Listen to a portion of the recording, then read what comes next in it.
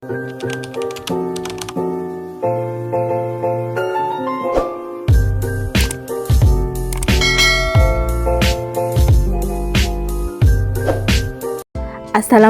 warahmatullahi wabarakatuh. Perkenalkan, nama saya Farida, NPM 2020-01-044 dari kelas manajemen 6A. Baik, di sini saya memenuhi tugas Al-Islam Kemuhammadian 5.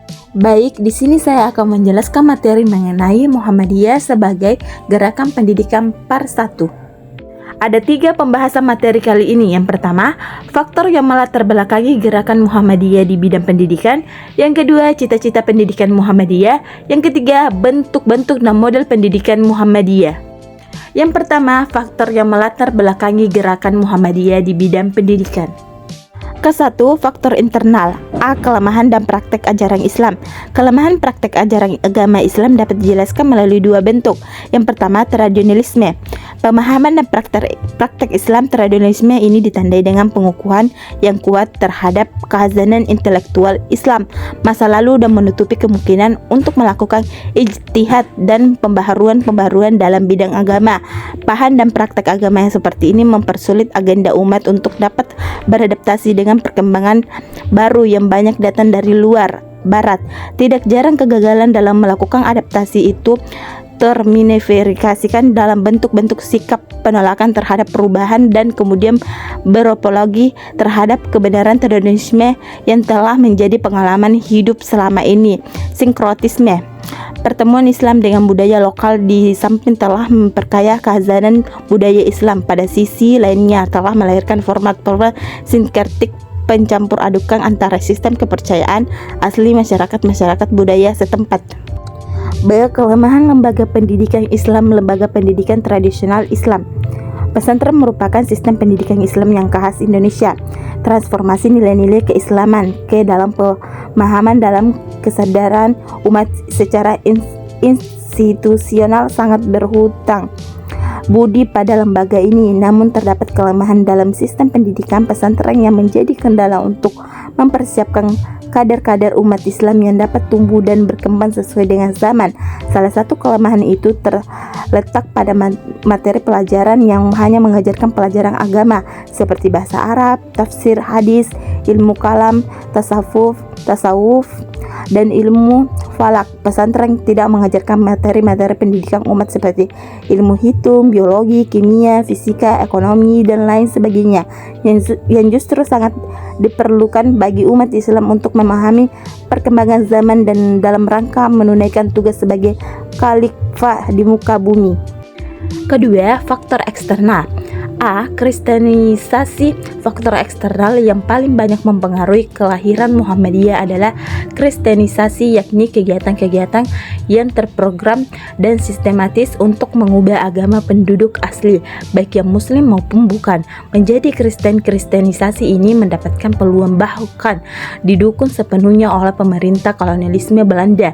Misi Kristen baik Katolik maupun Protestan di Indonesia memiliki dasar hukum yang kuat dalam konstitusi Belanda. Bahkan kegiatan-kegiatan kristenisasi ini didukung dan dibantu dana negara Belanda. Efektivitas penyebaran agama kristenisasi ini yang terutama mengunggah hak Ahmad Dahlan untuk membentengi umat Islam dari pemurtadan. B. Kolonialisme Belanda. Penjajahan Belanda telah membawa pengaruh yang sangat buruk bagi perkembangan Islam di wilayah Nusantara ini, baik secara sosial, politik, ekonomi maupun kebudayaan, ditambah dengan praktek politik Islam pemerintah Hindia Belanda yang secara sadar dan terencana ingin menjinakkan kekuatan Islam, semakin menyadarkan umat Islam untuk melakukan perlawanan. C. Gerakan Pembaharuan Timur Tengah.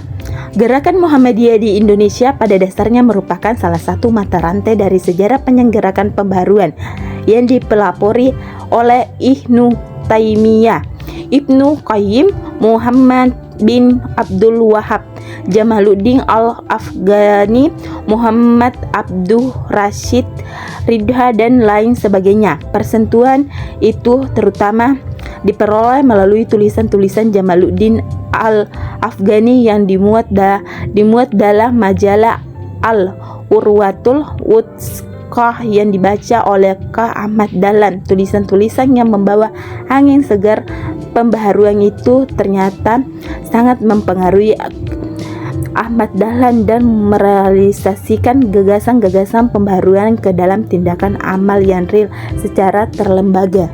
Pembahasan kedua, cita-cita pendidikan Muhammadiyah.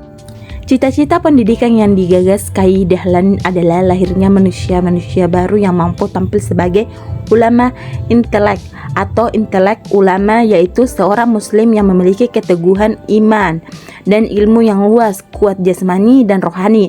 Dalam rangka mengintegrasikan kedua sistem pendidikan tersebut, Kai Dahlan melakukan dua tindakan sekaligus: memberi pelajaran agama di sekolah-sekolah Belanda yang sekuler dan mendirikan sekolah-sekolah sendiri di mana agama dan pengetahuan umum bersama-sama diajarkan. Kedua tindakan itu sekarang sudah menjadi fenomena umum. Yang pertama sudah diakomodir negara dan yang kedua sudah banyak dilakukan oleh yayasan pendidikan Islam lain. Namun ide Kai Dahlan tentang model pendidikan integralitik yang mampu melahirkan muslim ulama intelek masih terus dalam proses pencarian.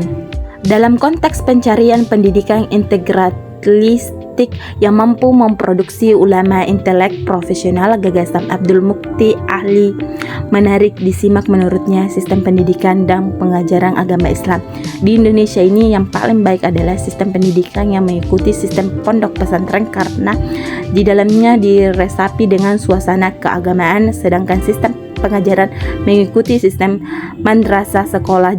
Jelasnya, madrasah sekolah dalam pondok pesantren adalah bentuk sistem pengajaran dan pendidikan agama Islam yang terbaik. Dalam semangat yang sama belakangan ini sekolah-sekolah Islam tengah berpacu menuju peningkatan mutu pendidikan. Salah satu model pendidikan terbaru adalah full day school, sekolah sampai sore hari tidak terkecuali di lingkungan Muhammadiyah. Satu dekade terakhir ini virus sekolah unggul benar-benar menjangkiti seluruh warga Muhammadiyah.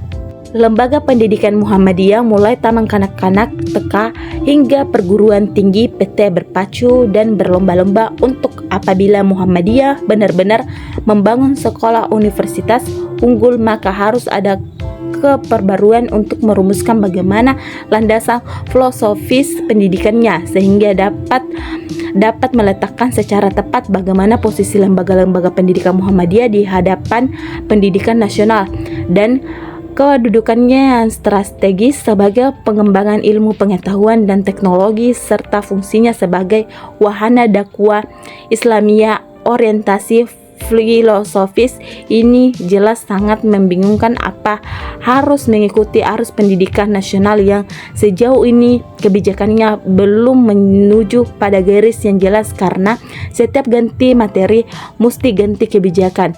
Kalau memang memiliki pada pengembangan iptek, maka harus ada keberanian memiliki arah yang berbeda dengan kebijakan pemerintah. Model pondok gontor bisa dijadikan alternatif dengan bahasa dan kebebasan berpikir terbukti mampu mengantarkan peserta didik menjadi manusia-manusia yang unggul. Filsafat pendidikan memanifestasikan pandangan ke depan tentang generasi yang akan dimunculkan. Filsafat yang dianut dan diyakini oleh Muhammadiyah adalah berdasarkan agama Islam.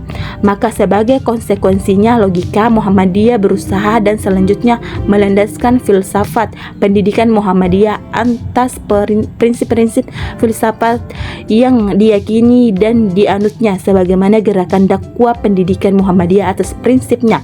Islam amat ma'ruf nahi mungkar Muhammadiyah dituntut untuk mengkomunikasikan pesan dakwahnya dengan menanamkan khazanah pengetahuan melalui jalur pendidikan secara umum. Dapat dipastikan bahwa ciri khas lembaga pendidikan Muhammadiyah yang telah dipertahankan sampai saat adalah dimasukkannya mata pelajaran AIK muda di semua lembaga pendidikan formal memiliki Muhammadiyah.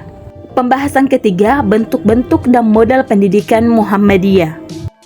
Muhammadiyah menghiasi sejarah panjang negeri ini. Amal usaha Muhammadiyah dalam bidang pendidikan pada tahun 2022 menurut data dari Sindo memiliki capaian yang luar biasa terdapat SD, SMP, SMA, dan SMK yang jumlahnya totalnya mencapai 3.334 sekolah yang tersebar di seluruh provinsi di Indonesia.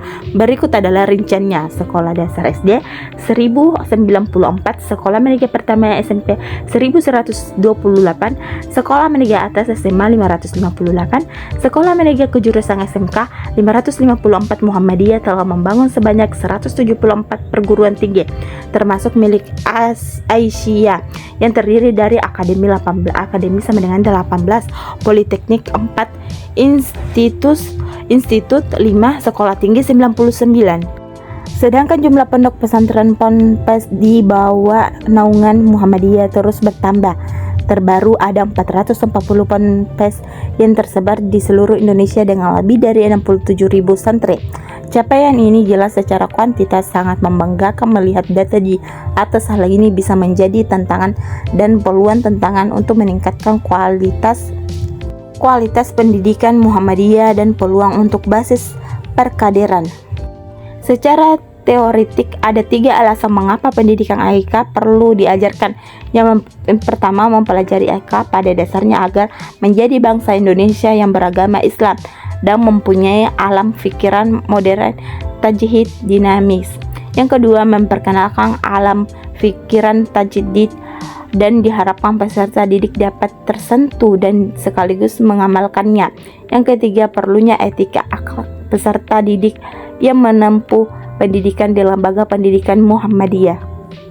Itulah yang bisa saya sampaikan mengenai pemaparan materi Muhammadiyah sebagai gerakan pendidikan yang bisa saya jelaskan. Kurang lebihnya mohon dimaafkan. Saya ucapkan wassalamualaikum warahmatullahi wabarakatuh.